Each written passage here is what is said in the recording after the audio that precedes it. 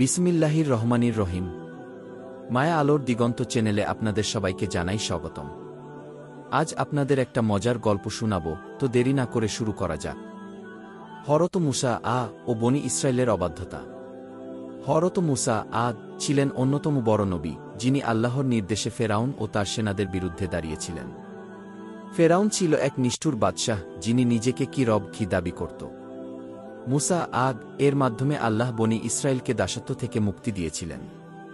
আল্লাহ সমুদ্র চিরে পথ করে দিয়েছিলেন, যাতে তারা নিরাপদে পার হতে পারে এবং ফেরাউন সেখানেই ডুবে মারা যায়।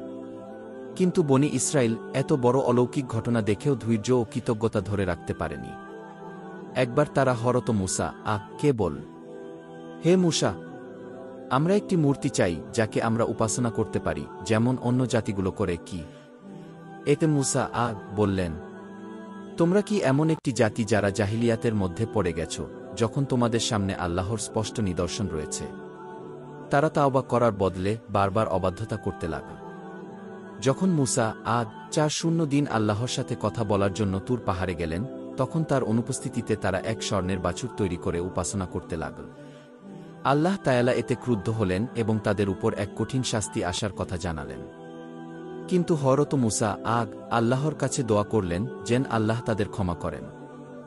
এরপরও যখন আল্লাহ তাআলা তাদেরকে আদেশ দিলেন, তুমি ফিলিস্তিনের পবিত্র ভূমিতে প্রবেশ করো, কি তারা বল, হে মূসা, ওই দেশে তো দানব জাতি আছে, আমরা সেখানে যাব না যতক্ষণ না তারা বের হয়ে যায়।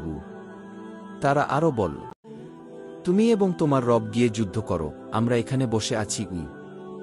এমন বিদ্রূপ ও অবাধ্যতার জন্য আল্লাহ তাদের উপর 4 বছর তিরস্কার আরোপ করলেন।